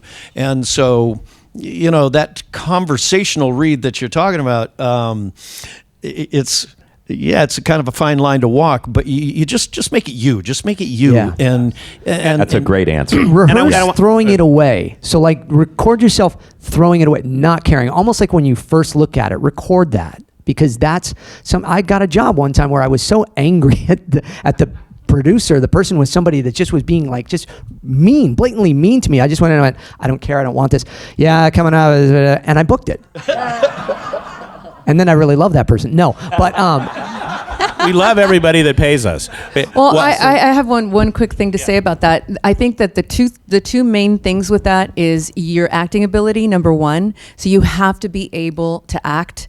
If you're an actor, then the conversational thing will come because it will be one of those things where, okay, who am I? Where am I? Who am I speaking to? That's it. Because if you're just talking and you're just trying to be conversational, that's not going to work. You need to. Have to have that intent. Absolutely, it's your intent. So what character are you? You're an actor. That's what you are. Number one. Number two, and I think the most important thing, and we haven't really talked about this, is being directable. You must be directable. And so when they tell you, I want you to be conversational, what they want, it's what Kevin said originally, what they want and what they will hire many times will not be the same thing. So you need to be able to give them what they want so that they can say, oh, they were able to give me that. Okay, well, you know what? It's not working. It's not cutting through. Let's go back to the original read, and you can do that too. Yeah, and then like that. Yeah. That's what it comes down to. Can you act? Are you directable? And let's talk conversational. Conversational means something different to my grandmother, yes, to my mother, to me, to my nephew. Okay? Everything's different because we don't all speak the same way. So depending on the show you're doing and the target audience they're looking for, when they say conversational, you got to kind of tune into who is the audience they're trying to get for that show. It's not 12 plus. It's probably going to be women 25 to 54, or it's going to be 13 to 24. Yeah, and I often think instead of using the word conversational, think relatable. Just think relatable. Real and relatable. Just getting it across. Yeah. Anybody else? Yes. Yes, it's on. Hi, I'm Jason Frankovitz, and my question is about improv. I did opens and teases for a show on Tech TV a number of years ago, and then after that G4, and they had an improv element to them, and they were pretty successful. But my agent now completely discourages me from doing any improvisation on copy, and I feel like I'm missing an opportunity to stand out from a lot of the other reads. Are there any clues or any Do you mean going off page from the copy when you say improv, going off page? Yeah, like even in like the small ways, big ways. You know Are what? you talking about promo reads? And these are auditions, right? These are for auditions. Yeah. There is no improv in promo. Yeah, in promo there isn't, just because it's so time-based. You have to get those lines in that information, in between the SOTs and all that. Is it a promo? There are specialty campaigns where they do something like that, but that's 2% of the time. Got it. I think that in a commercial realm, you give them what they want, and then on a second take, maybe you can, throw in a little something. But you don't want to get too far off page. And know this, as buyers, sometimes we don't listen to the second take. Sometimes we don't get past the first 12 seconds. It's no, okay, next, no. So you want your first read out of the box to be the best read. Don't say, well, maybe they'll like the second read. If we don't like the first read, there's no way we're getting to the second read. So and you're right. It's like in the first 5 seconds, guys, they know just from the sound, from the pacing, from the tone. Yeah. It's also what Kevin was saying earlier about knowing how to write for your voice. And that's so critical with the Fox stuff. I stretch every word out. And then if somebody is new and they write it really tight, And then I've got to talk like this, and it doesn't work. So there's really no space to kind of ad lib or change it up or anything in this world. That's why, like in topical promos, whether they're for news affiliates or TV shows, you'll notice that the ones that stand out are the single topic promos versus one where it's this, then, and. It's like it's just white noise. You're having to run through it so quickly, and the powers that be tend to say, well, if they don't like one thing, maybe they'll like one of the other two things, but they end up not liking any of them.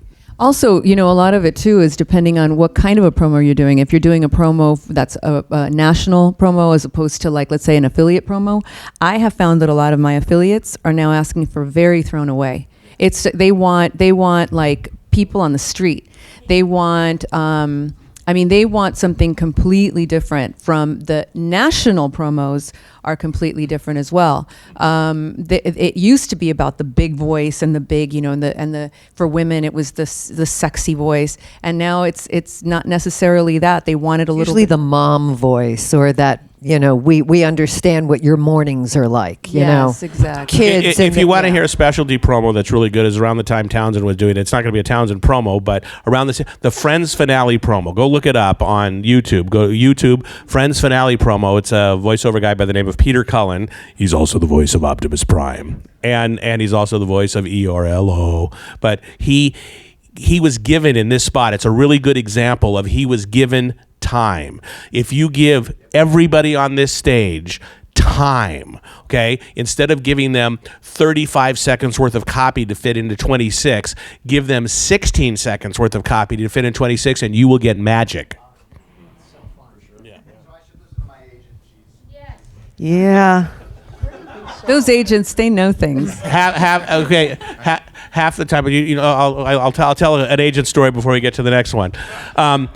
Voice actor is coming home late from an audition, and the block around his house, there's fire engines and a coroner van and police, and they're all taped off around the block, and he doesn't know what's going on. He sees on the back that his house is on fire, okay, and there's smoke coming from the house, and he runs, and he says, no, you got to let me in there, that's my house.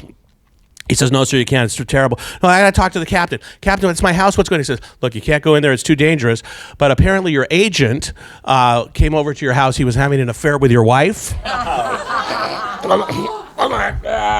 He's having an affair with your wife. And after they had sex, they were smoking. And apparently an ash dropped, and it caught the drapes on fire. And it went up really fast, and it burned the whole house down, and it killed both of them and your 2 children and your dog. And he says, my agent came to my house?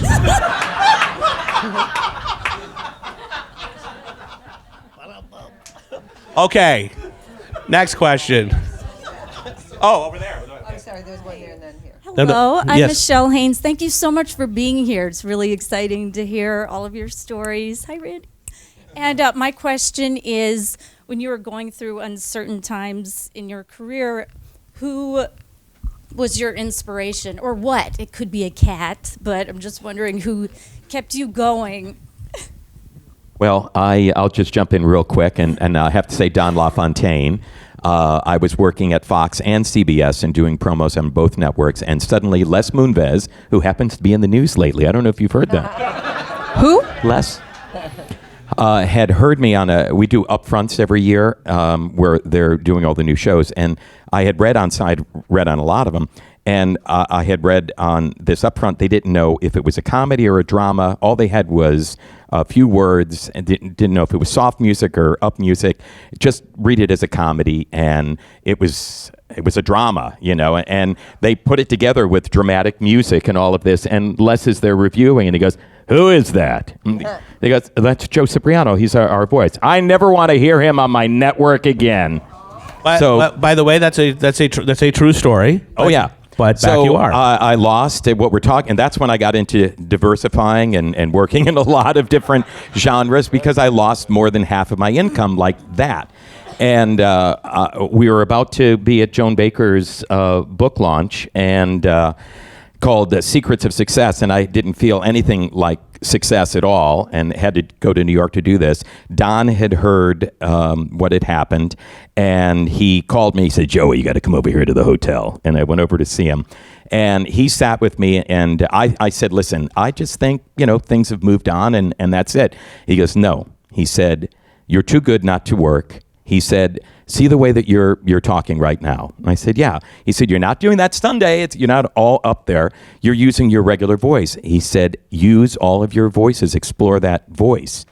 And I did, and 6 months later, I was hired by NBC to be the drama voice. Right. And it for blew 2 me years. away. I remember I was like, "Who is that?" Everybody's like, "It's Joe." I was like, "Oh my gosh, he's like just amazing." My agent laughed when I said, "I want to submit for the drama gig at NBC," and she goes, "Really? you want to?" So I did, and did it for a couple of years. That's working beside Townsend, doing comedies and me doing dramas. And but Don was there for me, and he opened up a whole new world for me by just saying that, to use all of your voices and to explore that. So, and this is a good thing about your agent. Your agents are the gatekeepers a lot of time.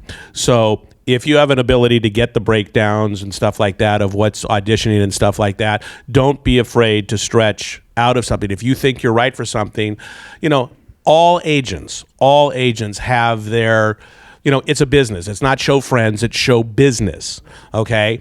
And they are going to pitch the people they think can book. So they, as an agency, may read 20 people and only turn in 4. You have no way of knowing that when you do an audition for your agency, if the client is actually going to hear it.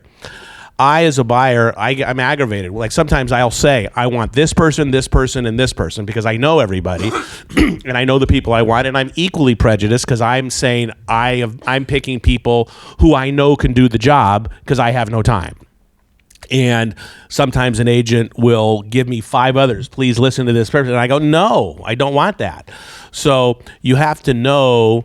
Go ahead, ask your agent. They'll probably lie about it, but you just say, right? Yeah, and I just want to say one thing. After working at NBC, and then it moved on, because all of these jobs that we get are just on loan until it moves on to the next person. I did a couple of years, about 2.5 years at NBC. CBS had not booked me at all because Les had said this will not happen. And I was done, and you were talking about people who champion for you. I called Ron Scalera, who was the head of promos, and I said, "Ron, I want to be back at CBS. Is there any chance? Nobody will book me. They're all afraid." And he goes, "I'll take care of it." And he sent a memo out to all the writer-producers and said, "Joe's available if you want to use him." And it was like going back to high school. Yeah. It had been 2.5 years since I'd been in the halls of CBS, and worked there for another 10 years, as comedy voice. Yeah. One of the other things, I didn't get to it earlier. I want to get to it now. It's about rejection. You guys need to really, really be good at rejection, okay? 1 out of 100, maybe you'll book. Maybe it's less than that, but if you treat the audition as the job, so many people don't audition well, but then when they get the job, they do the job well because they're more relaxed. If the audition is the job, and and here's the deal, the audition is the job, the compensation happens to be nothing. Just treat it as the job. If anything else comes of that, then fantastic. But I think it'll make you be relaxed and be a lot better. Yes, Sylvia. And also, coming from radio, I think, I got used to being fired a lot. So the idea of having a long-term job was like, I didn't even know what that was. Like, you just knew that your job was for a very specific amount of time. So here is if you take nothing else away from this evening from me, you plan for the end at the beginning. That's it. Because everybody thinks that when they get the job, now let me go buy a new car, let me go buy a house. And, you think I got this account or I got this big, promo gig. And then, they'll listen to it like what happened with Joe. And that's happened to me a million times where, you think you have something and then it'll run in a year.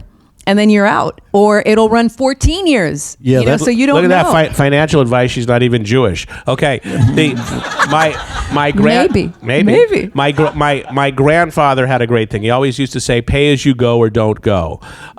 Try to figure out how to live on half of your income. Probably hard in Los Angeles, but really, really smart when it comes to buying cars, buying houses. I'll give you an example. When after Randy left doing stuff, we were auditioning all sorts of people for Entertainment Tonight and our sister show, The Insider, at the time. And we auditioned a bunch of people, and somebody was selected, and they were hired. And we did a session on a Sunday night for the launch of the new season on Monday. And here comes Sunday, and in they come, and they're all excited. They're the new voice of Entertainment Tonight. Why wouldn't they be? Couldn't handle the hot seat, fired him that Sunday night, brought the old announcer back on Monday. Well, I think Bo Weaver and I have been hired and fired a few times. Several times. Yeah, if you work for me, I will hire you and fire you a bunch of times. But and you can't take anything personal. No, though. That's the thing. It's all Be grateful for the time that you have it. It's really all you can do. We're getting a line. Let's go ahead. Go ahead. I'm Bill Journey. Hi, everybody. Is everybody still on ISDN from home, or are you on Source Connect or IPDTL? I dropped my ISDN 6 months ago. IPDTL is the way to go. Townsend is actually going to give me a lesson Source in it. Connect for me. I'll have But we can still do ISDN using IPDTL or Source Connect. Yeah, I have IPDTL. I still have my ISDN. I have IPDTL. I have Source Connect. The only one I really use is IPDTL with my ISDN assigned numbers. Right. Okay. Thank you. Yeah, soon in every area, ISDN support from the phone company is going away as they put in fiber and stuff like that. But there's, virtual ISDN through IPDTL. You'll find as you're in it more, probably you do more sessions where you just record it yourself and use your phone patch or whatever and do it that way. But yes, virtual ISDN still works, but we like it. Just here's the script. If we have to read you on the phone, we will. But it's interesting because Fox, they do not want to break from ISDN. I was going to ask you about that. They will not. So you have to go, I'm on an ISDN. No, it's good. And you're not, but because they just love it. So they don't know the difference. They dial two phone numbers and they're happy. It doesn't matter what the technology does. Remember this. People don't know what they like. People like what they know. Okay. Next. Hi, my name is Sean Richards, and I know if you have a ton of demos, reels, I know you guys didn't need reels for promo, but what do you do? Do you produce your own reel, like a promo reel? Wow, no. That's a good question for Joe and right I now. Still, I think we Joe. all still have demos. We have promo demos, and I just redid mine. I've worked with Chuck Duran. I work on promo demos for actors, and I think it's important not to do your own a demo, and that you need direction, you need inspiration from someone else, a different perspective. But my question is, are you putting maybe a TV show behind it, using the whole full production? Or Are you talking about a video, or are you talking about a just an audio demo? an audio demo? An audio demo with all of the bells and whistles. Yes, absolutely. I mean, a promo demo should have, but you know who can speak to it better, I think, would be the producer over there. Yeah, Oh, that's a good question. What do you want in a demo? I want all of it. I want to hear what it is in context, but I want you guys to be honest about it. I'm an old school guy, so I'm pissed if you try to turn in your demo as work that you've actually done. If it's a voice demo, that's fine. I don't want, like, I can't tell you how many demos I get, and Entertainment Tonight is on there. Well, I've been there since Entertainment Tonight since day one, and I know every voiceover artist that we've had, and you weren't one of them. Okay, so. Right. So here. Do you have Entertainment Tonight on your demo? I just deleted it. No, Oh my gosh. I'm only kidding. So sorry. So when Honey, you're, meet Kevin Gershan. when you're passing along a demo, make sure you let whoever you're sending it to know that it is this is a demo of what you can do, not necessarily what you have done. Okay, so you want to be as transparent as you can. Demos should not be resumes anymore. This is it was Heather Dame, who's agent at Atlas. I heard her speak about this on Chuck and Stacy's VO Buzz Weekly. A demo should be what you're reaching for, what you see that you would like to do. So I think we're getting away from demos being the work you've done. That I've done. Right. Yeah. It used to be. We used to like resume reels. Oh, she did Yeah, the Academy mine Awards. was. He did The Simpsons. Yeah. Yes. Jesse Bernstein, hello. I do commercials and narration, and I was wondering, that kind of plays into my question about promo demos, and how do you actually break into promos? My agent won't really even let me do promos because I don't do promos, so how do you, Take a promo class. How do you cross that line? And Have you done that? Have you taken a promo class? Yeah, I have with Joyce Castellanos. Joyce is a great place to start. We do them here you at can the also lab. do it here at the We lab. do them here at the lab. For sure. Joe happens to teach promo, and he cool. also does promo demos. Yeah, I teach And a if promo you're a class gold here as well. member, we have a secret list we pass out. That's Okay. right. No, we I don't. think that it's really important if you're wanting to break into promo to take classes with a lot of different people, because if you take one class and then you want to do a demo, I think you're really shortchanging yourself, because when you go out there and you're directed by people, it's going to be different with other people. So you want to take, just find out who are the top people, who are some great casting directors, who are some great producers, and take classes with them. And whoever you find a connection with, also get feedback from them. Am I ready to do my demo? And taking classes with different people also goes to the demo. Don't do your demo with one person. Okay, do it with Joe. Do it with Mark Cashman. Do it, with Mark Grau. Do it with, and then go somewhere and combine them together. Right, and be ready for it. I wouldn't do a demo with somebody who hasn't done a lot of studying and taking classes and workshops and seminars, so that you're ready for it. And that goes what I say. You can go to Joe. Joe can go find somebody on the street. Okay, like the homeless guy. What was his name? There you go. Thanks for bringing that up. Okay. Anyway, the homeless guy. Yeah. Anyway, remember he was all on the news. He had a big voice like this. But Joe can take anybody, and he can make a great demo with it for it.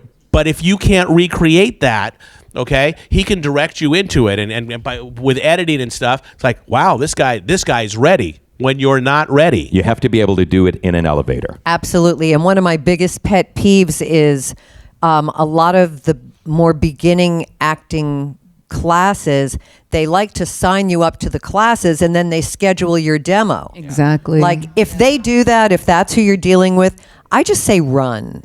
Because how do they know you're going to be ready? They're locking you into a demo you may not ever get ready to do. So you want the right fit for you. If someone, a lot of people out there in this space that's their living. So they don't necessarily, not all of them, but many of them don't care about you. They only care about the money in your pocket. So you really want to discern which is which. Also, just a quick thing with that is also your agent is not going to send you out on something that you've never done before until you show them and convince them that you can do it well, because it's their name, it's their agency, their reputation. And a lot of times they have their their main people that they send out. They nail it. So unless you're going to go in there and you're going to hit the ground running, they're not going to. It's like Kevin said. They'll audition 20 people and they'll send 4. Are you ready to be one of those 4? And one of the things Joe said, and I know where you got it from. Okay, is these things about these long-term jobs. You don't own any of these jobs. You rent them. Okay, so when you go in, don't plan on, you have not purchased this job. You have rented it for some period of time that you do not know. And if you've rented it for a month or a year and you only have 3 months, that's all it is. Yeah. On that point, can I just say, because I think that's really, really important. In all the years that I was at NBC, I never had a contract. I was just a day player. I went in every single day hoping they were going to invite me back the next day. But what I've learned in my career is that the more I want something, the more difficult it is to hang on to it. And this idea of it just being on loan, it's going to come to an end eventually. Step back a little bit and don't hold on to it with those white knuckles. Be able to just go, listen, I've been really blessed. I've got it while I've got it. Don't know how long it's going to last. It's lasted this long. That's way longer than I ever expected it to last to begin with.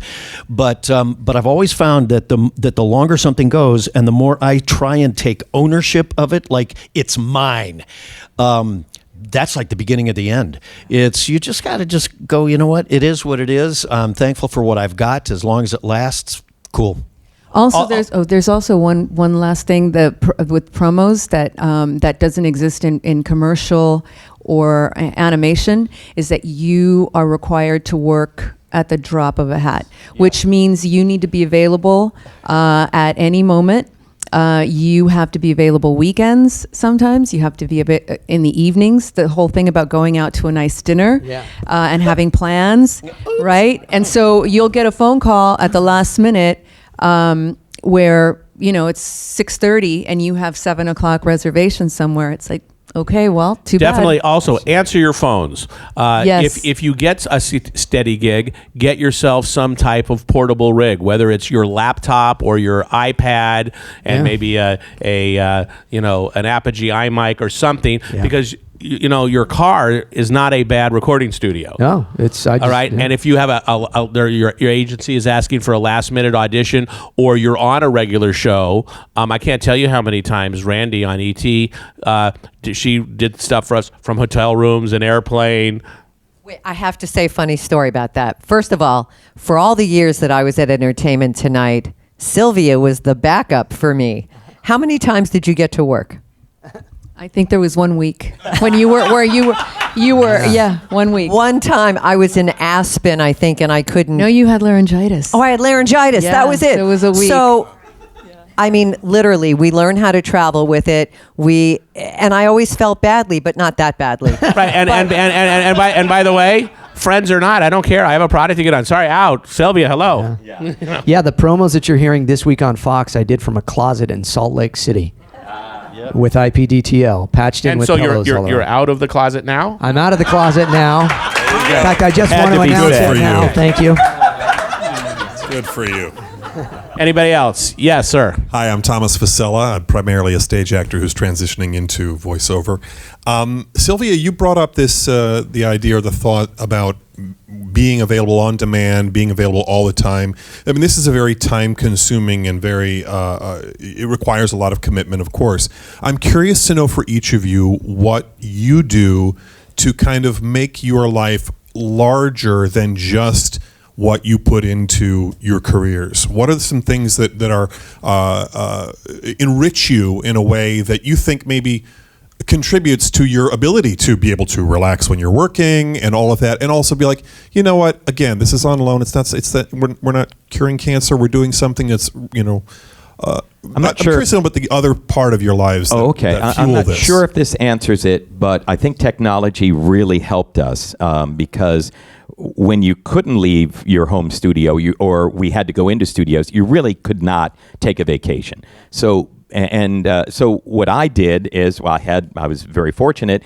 We bought a condo in Malibu so that in the summer months, when the kids were out of school, we could be on vacation in Malibu, but I could still drive in and do my sessions. Yeah. Then technology happened, and now I just got back from 2 weeks in Italy with my family, and I set up a little studio in one of the rooms where we were renting, and I did all my work, but I'm able to compartmentalize it so that as far as my family knows, we're together all day long. We're having fun, and then I'm doing my work after dinner, and it's 8:00 at night, and I'm still able to do work. So it is very important. I talk to voiceover talent all the time who do promos. You have to have a life. You can't just always be working. You have a wife, a husband, kids, girlfriends, boyfriends, whatever. You have to enjoy your life at the same time. Yeah. Yes. And it's very time consuming. I would say, I am tired. I took my first vacation in 28 years last year. I went to Hawaii, and I only worked 4 times, which was pretty great on that vacation. But, that's what you do. And technology, thank God for technology. But, yeah, you stay grateful. I actually just took my very first vacation in 11 years over the summer. And I went to Barcelona, I went to Paris. But a lot of the times I take my work vacations become my regular vacations. So you work it in. I work it in. So if I'm in Vegas, if I'm in Philadelphia, I'm in New York, I'm in Florida, wherever I go, then I take several days either before or after. Normally after, so I don't have to stress about the actual job. But that's how I normally do it. But now with totally the technology, you're on vacation and you can just set up your rig in your room. I mean, you have such great photographs of the pillow, ironing pillow board. fort. Yeah, Lord, yeah. Ironing board. And Bo has like a pop-up, sort of like a little baby gym thing that he fills with pillows, and there's that whole situation. Blankets and pillows from the hotel are better than I would take true. the portable things, and Yes. it's no offense to people that have created those things, but they're too much to put in a suitcase. Just call the hotel down. Can I get a few more pillows and blankets? You become a MacGyver of whatever you Right, a have MacGyver. available. You walk. First thing, Scott Rummel said this to me once. He walks into a hotel room. First thing he does is go, "Hello." Yeah, hello. And he finds the corner where it's the least amount, yeah. That's funny. So That's where you set I'm up. not sure if everyone is answering your question. I know you want to know what really is important, and I think what everyone is speaking to is the technology enabling us to be with our families more. I left Los Angeles in 2003 at the height of my career. They say there are 4 stages to your career. Who's Randy Thomas? Get Randy Thomas. Get me a young Randy Thomas. Who's Randy Thomas? So I left. Get me Randy Thomas at any cost. That's Yeah. right. So I left at the Get Randy Thomas stage for my husband, and our daughter was just out of kindergarten. They're right there. And I left for 14 years. And during that time, I worked for Entertainment Tonight and The Insider, and I lost those jobs. And I lost my New York. Because of the move? She made well, it. She made no, it. I She made just it. She did. made But a the terrible thing dinner is, one night. Okay. But I also lost my New York affiliate at the same time, so 90% of my income went away. And here I am in Florida, and I'm trying to kickstart things again, and it's difficult from 3,000 miles away when your career is really LA based. But funny thing happened. My daughter graduated high school, wound up choosing to go to USC. Boo. After her freshman year, the dog died. She was gone. And I'm like, I looked at my husband. We're married now 34 years. And I'm like, what the fuck are we doing here in Florida? Let's go back to LA. So I did. I did because I wanted to be near my daughter, but I wanted my husband and we're not ready to hang up our tennis shoes and only play tennis. I want my career. And so I've been back 2 years, and I recaptured the Oscars for the last 2 years. I've picked up Nightline. Thank you. So my family has always been my prime motivator, but I've also decided as a woman who is of that age where I'm not ready to stop, I want to prove to other women that at any age, if you have the passion and the desire, you can do it. And I came back and I am kicking ass in this town. All right. Over 60, so. Okay. I'll say one last thing, and then Paul has a announcement to make. First of all, one of the things to address that point, you have to be well-rounded in your life. So get some exercise. We all kind of sit in dark rooms with no windows and a microphone. Go out and take a walk. Make that a priority. Get yourself a trainer. Just like any athlete, okay, and any singer, okay, do voiceover training. Find a coach, okay, who will help you. Whether, maybe you don't need it every day, but every week or once a month, go and do that. You can do some of that through the lab. Any of the people here. So there's a lot of coaching that can be done. Derek Jeter, did batting practice every day. I suggest you do the same as that. Meditate. Do all these things. Eat healthy. Carve out some time for yourself like it's a session. Even if it's an hour a day, find yourself a place, 20 minutes a day, that's carved out for yourself. Put it on the calendar. That's the time you do it. Don't not do it. It will really help you. Thank you so much for coming here and all your questions and stuff like that. Paul, you want to come up for an announcement?